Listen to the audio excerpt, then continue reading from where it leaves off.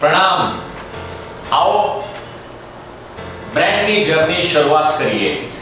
Brand આપણે ઘણી વખત સાંભળ્યું, બ્રાન્ડ, મારો આ બ્રાન્ડ, ઓલો brand, McDonald brand, Mercedes brand, Tanishq એક બ્રાન્ડ છે, ઓલું જ્વેલરી એક કેરેટલિન એક બ્રાન્ડ છે, આ એક બ્રાન્ડ છે. આપણે ઘણી વખત કહેતા હોઈએ છીએ બ્રાન્ડ બ્રાન્ડ બ્રાન્ડ.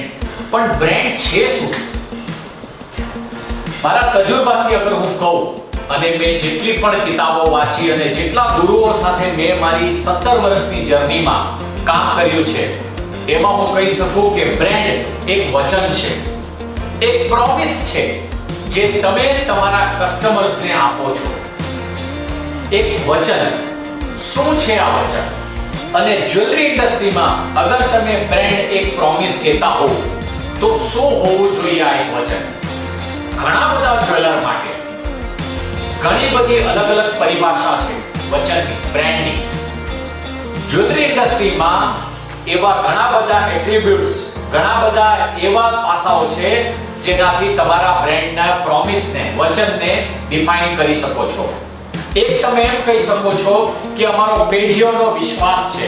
તમારા દાદા મારી પાસેથી લેતા હતા, તમારા પપ્પાએ મારી પાસેથી લીધું, તમારા ઘરના બધા દીકરા દીકરીઓએ અમારી પાસેથી લીધું. વર્ષોનો વિશ્વાસ, પેઢીનો વિશ્વાસ છે. એ એક બ્રાન્ડ પ્રોમિસ હોઈ શકે. બીજું છે, અમે શુદ્ધ પ્યોર સોનું આપીએ છીએ. 100% અમારા સોનામાં ગડબડ નથી થતી. અમે વિશ્વાસ પેઢીઓથી 100% સોનું સારું અને શુદ્ધ આપીએ છીએ.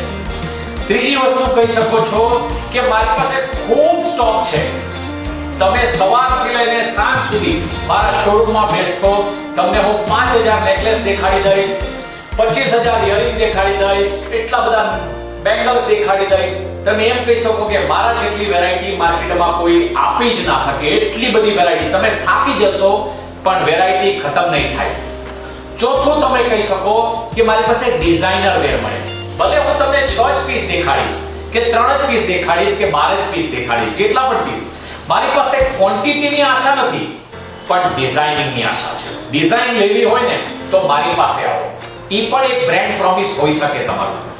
તમે એમ કહી શકો કે હું સૌથી નીચો ભાવ છે, મારો ભાવ માર્કેટમાં સૌથી નીચો છે, ગેરંટેડ. આખો માર્કેટ ચેક કરીને આવો, મારો ભાવ અને મારા વેસ્ટેજ, મેકિંગ ચાર્જ જે પણ કયો એ મને કોઈ કમ્પેર ના કરી શકે. મારો સ્વભાવ ખૂબ સારો, અમારા શોરૂમમાં તમને ખૂબ સગવડતા મળશે, એ પણ કહી શકો છો.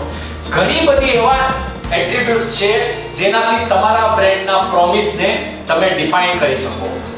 તમારે એ વિચાર કરવાનું છે કે હજારો દુકાન તમારા એરિયામાં છે, તમારા લાઈનમાં છે. કસ્ટમર તમારી પાસે શાની માટે આવશે? કસ્ટમર પાસે ઘણા બધા ચોઇસ છે, તો કસ્ટમર તમારી પાસે શાની માટે આવવો જોઈએ? તમારી પાસે એવું શું છે જેનાથી કસ્ટમર તમારી પાસે આવીને એક્સાઇટેડ, ખુશ, રાજી થશે? અને અગર તમારી પાસે એવા કોઈ સોલ્યુશન્સ કે એવું કોઈ બ્રહ્માંડ છે તમારા શોરૂમના અંદર, પણ એની કસ્ટમરને ખબર કઈ રીતના પડશે? તો તમારા બ્રાન્ડને અગર પ્રોપરલી શેપ આપવો હોય અને કસ્ટમરને બતાવવું હોય કે તમારી પાસે શું છે, તો એની માટે એડવર્ટાઇઝિંગ કરવી પડશે. એડવર્ટાઇઝિંગ અગર નથી કરતા તો લોકો તમને જાણતા જ નથી. તમે કેટલા પણ સારા હશો પણ લોકો તમને નથી જાણતા. તો પહેલો મુદ્દો છે તમારા બ્રાન્ડના પ્રોમિસ, તમારા વચનને ડિફાઇન કરો.